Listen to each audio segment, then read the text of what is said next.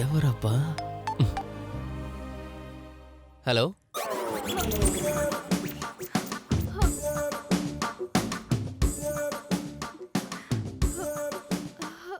Hello.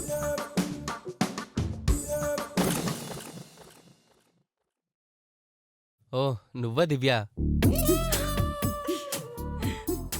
నీ పేరు చెప్పకుండానే గుర్తుపట్టేశారంటే నిజంగానే మీకు నేనంటే చాలా అభిమానం కదండి. హాని బయటకు వదిలి లోని లోపలే మింగేసేది ఈ ప్రపంచంలో నువ్వు ఒక్కదానివే కదా. నాకు బోల్డ్ అంతా సిగ్గండి. అందుకే మీకు ఫోన్ చేస్తే మాటలే రావడం లేదు. ఇప్పుడు కొంచెం వచ్చినట్టున్నాయి కదా, విషయం ఏంటి చెప్పు.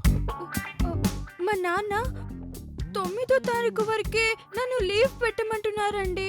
లీవా? దేనికి? అయ్యయ్యో, దేనికని అంటారేంటండి?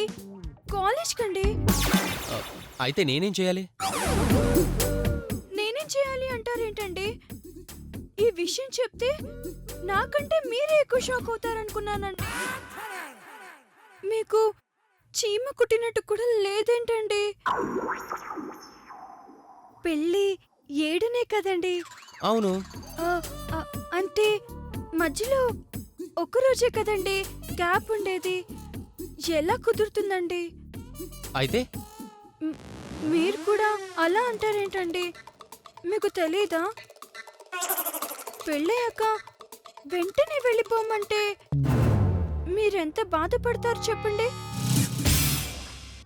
ఈ సిగ్గులు తల్లి కాలేజ్ ఎగ్గొట్టాలని చూస్తున్నట్టుంది. పోనీలే, అక్క పెళ్ళంటే బోల్డ్ అంత సరదాగా ఉంటుంది కదా. ఏవి మాట్లాడరేంటండి? నేను మీ అభిప్రాయం కనుక్కుని మీరు వెళ్ళమంటే వెళ్దామని, ఉండమంటే ఉందామని అనుకుంటున్నానండి. నాదే ఉంది దివ్య. అదేంటండి? ఇక నుంచి ఏదైనా మీతోనే చెప్పాలి కదండి. మిమ్మల్ని కాదని ఏ నిర్ణయం అయినా ఎలా తీసుకుంటానండి? మా నాన్న చెప్పినా సరే మీ సలహా తీసుకోకుండా ఎలాంటి నిర్ణయమైనా ఎలా తీసుకుంటానండి? ఏం ఫ్యామిలీ, ఏం ఫ్యామిలీ! అప్పుడే వీళ్ళు నన్ను కుటుంబ సభ్యులతో సమానంగా చూస్తున్నారు. నా సలహా తీసుకోకుండా, నాతో ఏదీ చెప్పకుండా ఇక నుంచి వీళ్ళు ఒక్క పని కూడా చేసేటట్లేరు. What a great family.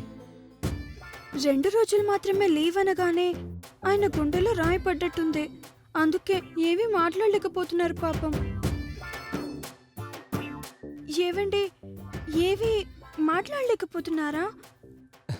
అవును, ఏం మాట్లాడాలో తెలియడం లేదు. పెళ్ళైన వెంటనే నేను కాలేజీకి పంపించడం కుదరదని మీ నాన్నగారితో నేను చెప్తాను. యూ డోంట్ వరీ, భయపడకు.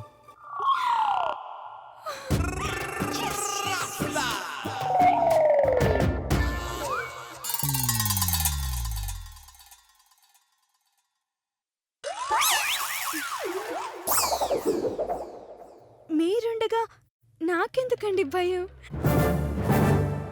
ఏ అవసరం వచ్చినా ఇక నుంచి మీకే ఫోన్ చేస్తాను. ఉంటానండి.